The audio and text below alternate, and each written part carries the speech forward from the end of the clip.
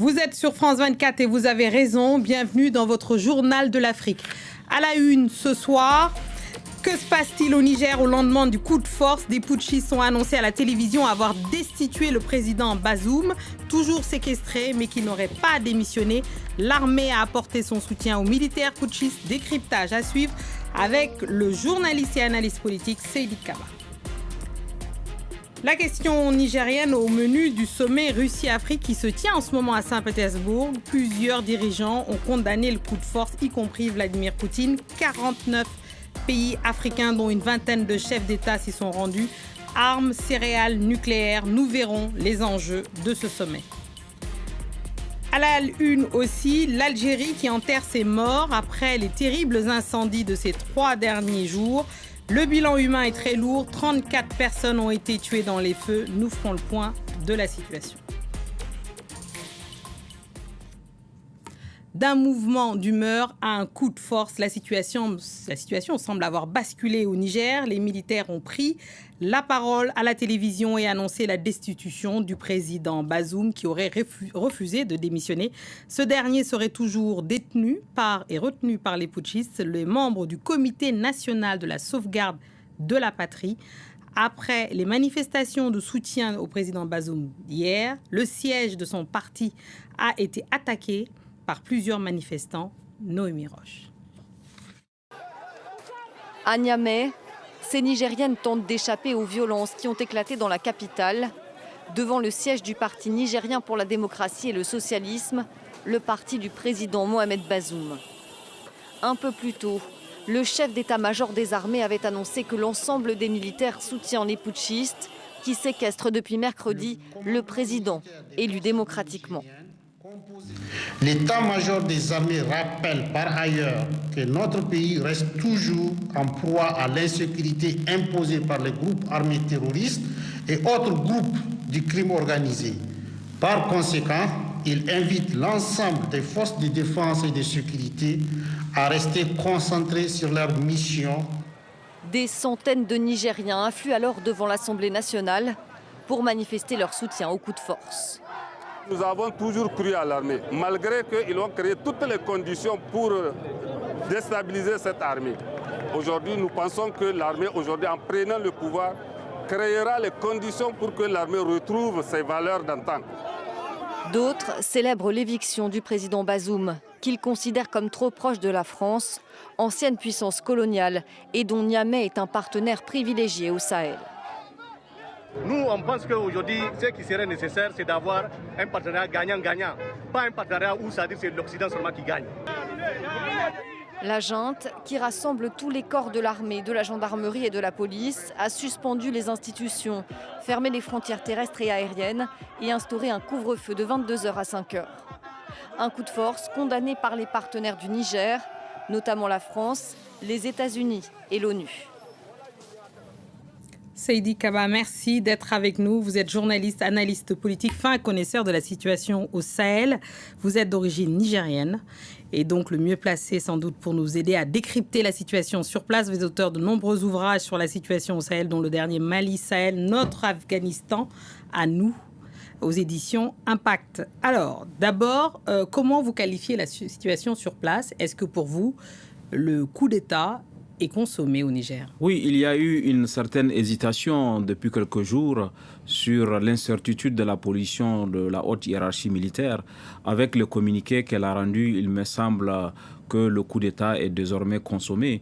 Le coup d'État qui était à l'origine le coup d'État de la garde présidentielle est devenu le coup d'État de l'ensemble de l'armée, puisqu'on voit dans les images qui ont été diffusées à la télévision nationale la présence de toutes les armes, l'armée de l'air, l'armée de terre, la garde nationale, la police nationale. Donc on peut considérer aujourd'hui que le coup d'État est totalement consommé. Alors dites-nous, expliquez-nous quelque chose. Hier encore, dans la journée, y compris en début de soirée, l'armée était encore loyale vis-à-vis du président Bazoum. Et il y a eu un point de bascule. Qu'est-ce qui s'est passé? Je crois qu'il y a eu des discussions entre ceux qui ont initié le coup de force au début, la garde présidentielle et le reste de l'armée. Et à partir de discussions, sans doute qu'il y a eu des compromis de part et d'autre pour que le coup d'État soit endossé par le reste de l'armée. Il y a à côté de cela aussi l'évaluation du rapport de force, parce que comme on sait, la garde présidentielle a été pendant de nombreuses années l'unité la plus choyée. Pendant les 2 mandats du président Issoufou, elle a bénéficié d'équipements, elle a bénéficié de conditions de travail que les autres corps d'armée n'avaient pas. Et puis enfin, il y a aussi l'élément qui a été pris en compte et qui a été expliqué par la haute hiérarchie militaire elle-même. Toute confrontation aurait été meurtrière et puis elle aurait peut-être mis en danger la vie du président Bazoum et de sa famille, qui sont quand même retenus à l'intérieur du palais présidentiel par les militaires putschistes. Alors parlons justement de ce bataillon surarmé donc de la garde présidentielle. On parle de 700 hommes très équipés. Finalement, tout ça a un danger finalement qui se retourne contre le président, parce que c'est sa garde qui est censée assurer sa sécurité qui finalement le destitue ce soir. Vous savez, il y a un adage africain qui dit on craignait que le feu prenne chez le forgeron, mais il a pris chez l'artisan. Et ça explique un peu ce qui s'est passé. Parce que pendant longtemps, les pouvoirs qui se sont succédés ont considéré que le danger viendrait de l'armée et non de la garde présidentielle, qui est devenue une sorte de garde prétorienne, qui a été choyée justement pour que si jamais l'armée est décidée de faire un coup d'État, que la garde présidentielle puisse rapidement prendre le dessus. Et on en a eu la preuve en mars 2021, juste avant l'investiture de Bazoum, quand il y a eu une tentative de coup d'État qui était venue du rang de l'armée, la garde présidentielle a tout de suite pris le dessus et a fait avorter le coup d'État. Mais cette fois-ci, l'affaire est devenue presque imparable parce qu'elle venait du rang de la garde présidentielle qui a réussi à rallier le reste de l'armée. Et la garde présidentielle, justement, d'ailleurs, historiquement, à la conférence nationale au Niger en 1991, les gens ont souhaité la dissolution de la garde présidentielle pour qu'il y ait un corps républicain.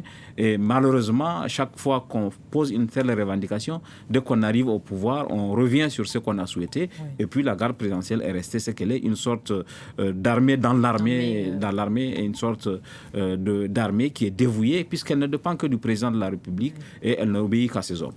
Oui, toute puissante. Et alors, là, les négociations ont été lancées de la part des initiatives de la part de la CEDEAO. Mais d'abord, j'aimerais qu'on parle des négociations, si je puis dire, internes au sein du Niger. L'ancien président, le président Issoufou, est réputé très proche du chef de cette garde présidentielle. Et finalement, comment est-ce qu'on peut décrypter sa position et ce qu'il a fait ou ce qu'il fait pour justement empêcher ce coup de force? Non, je crois que les prochains jours vont nous permettre d'éclairer le mystère qu'il y a autour de cette question. Le président Issoufou a nommé en 2011 le général Abdraman Tchani à la tête de cette unité et il a souhaité son maintien. Donc c'est un homme qui y est totalement fidèle. Et sachant que le président Issoufou a quand même contribué, a quand même aidé le président Bazoum à s'installer au pouvoir, on aurait pensé que le danger ne viendrait pas d'un homme qui est fidèle au président Issoufou. Oui. Et le fait que ce soit venu de ce côté-là amène à se poser des questions qui vont être clarifiées dans les prochains jours. On rapporte, et je n'en ai pas la preuve, que dans les heures qui ont commencé, le président Bazoum, le président Issoufou a tenté une médiation, a tenté d'infléchir la personne qu'il a nommée et n'a pas réussi. Et donc, ça suscite vraiment beaucoup d'interrogations et j'espère que ce mystère va être clarifié dans les prochains jours. Oui, bien sûr. Alors, c'est l'un des derniers régimes démocratiques dans le Sahel qui tombe malheureusement aux mains des putschistes.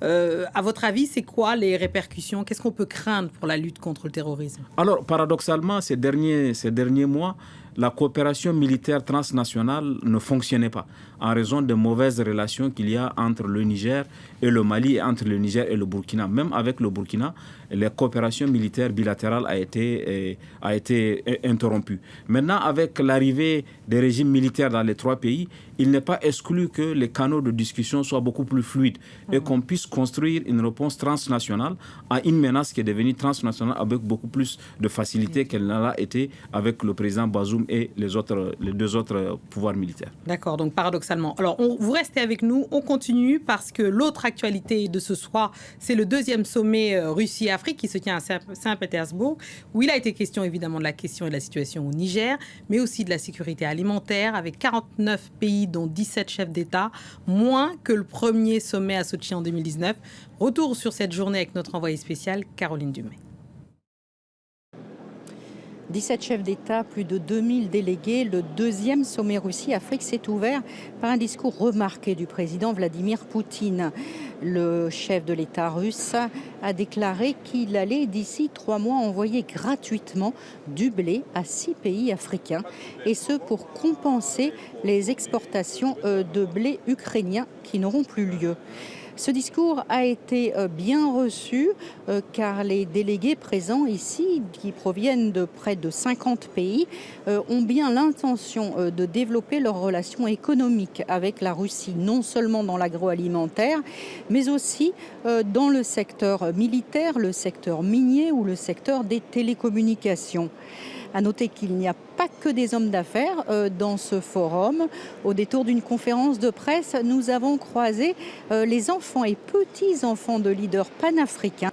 La petite fille de Nelson Mandela, celle de Ben Bella ou le fils de Patrice Lumumba nous ont expliqué pourquoi ils venaient à ce forum.